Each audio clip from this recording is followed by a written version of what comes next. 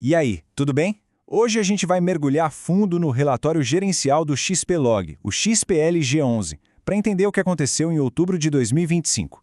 Vamos juntos dar uma olhada nos números, no portfólio e na estratégia da gestão para sacar qual é a real saúde e o que esperar desse gigante do setor logístico. Mas antes da gente começar, aquele aviso de sempre que é super importante. Tudo o que vamos conversar aqui tem um objetivo puramente educacional, tá? A gente está analisando o relatório que o próprio fundo divulgou.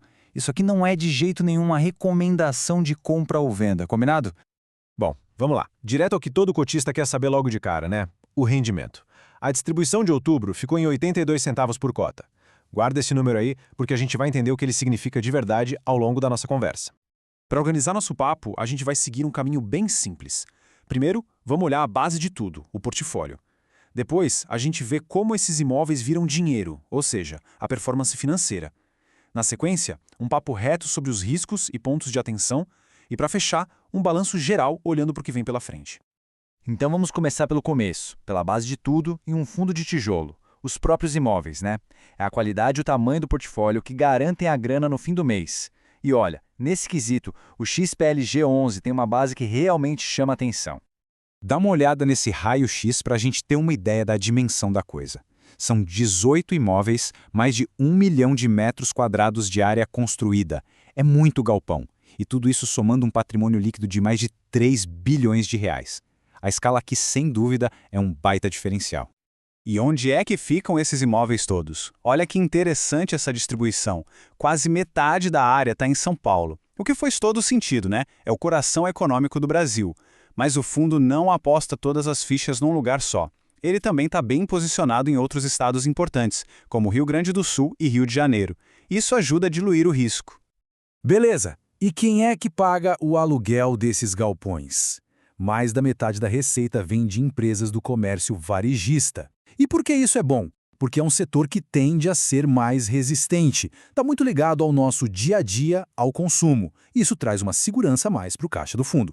E quando a gente olha os nomes, aí a qualidade fica ainda mais clara. A gente está falando de Leroy Merlin, Renner, Mercado Livre, são empresas gigantes, líderes nos seus mercados.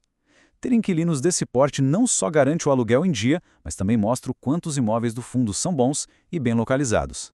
Esse número aqui, 5,2 anos. Esse é o prazo médio que ainda falta para terminar os contratos de aluguel. Na prática, o que isso significa?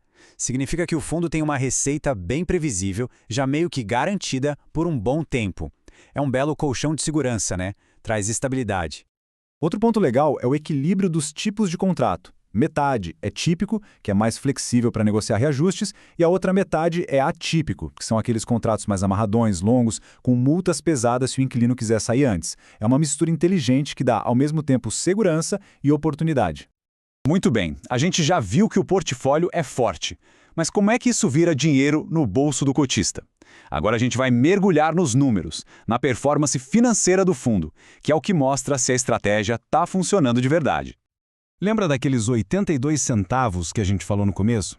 Então, se a gente pegar esse valor e projetar ele por um ano, considerando o preço da cota no final de outubro, a gente chega num dividend yield de 9,66%.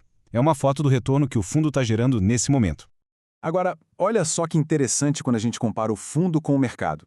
O IFIX, que é tipo o Ibovespa dos fundos imobiliários, subiu só 0,12% em outubro. Já o XPRG11 entregou um retorno total de 1,63%. Foi uma performance muito, mas muito acima da média do setor no mês. E para mostrar que não foi só um golpe de sorte em outubro, se a gente olhar a foto dos últimos 12 meses, a história se repete. O fundo rendeu quase 3% a mais que o IFIX nesse período. Isso mostra consistência, mostra que o fundo tem entregado valor de forma recorrente.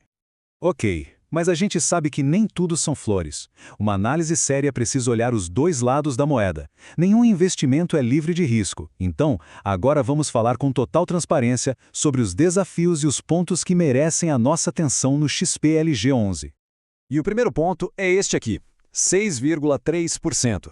Essa foi a taxa de inadimplência em outubro, ou seja, uma parte dos inquilinos não pagou o aluguel em dia. É um número que acende um alerta e que a gente precisa acompanhar de perto, porque mexe direto no dinheiro que entra no fundo. Mas e aí? A gestão está de braços cruzados? Pelo contrário, o próprio relatório já diz que eles estão correndo atrás para resolver isso, negociando com os inquilinos para receber o quanto antes. Essa agilidade da gestão para atacar o problema é fundamental, e a sinalização é de que a situação deve melhorar. O outro número para a gente ficar de olho é a vacância, ou seja, os espaços que estão vazios, sem inquilino. Ela fechou o mês em 4,4%. Para um portfólio desse tamanho, não é um número alarmante, mas é sempre bom a gente entender exatamente onde estão esses espaços vagos. E o relatório mostra isso com clareza. A vacância não está espalhada por todo lado. Ela está bem concentrada em alguns imóveis, principalmente no centro de distribuição de Americana, que está todo vago, e em partes de outros 2 galpões. Saber disso é bom, porque mostra que a gestão pode concentrar os esforços para alugar justamente esses lugares. E para fechar essa parte, uma olhada no mercado. O preço da cota na bolsa fechou outubro em R$ 101,89, só que o valor patrimonial, que é tipo o valor de livro dos imóveis do fundo, era de R$ 105,97. O que isso quer dizer? Que o mercado estava pagando menos pela cota do que, teoricamente, os ativos valem. O fundo estava negociando com desconto.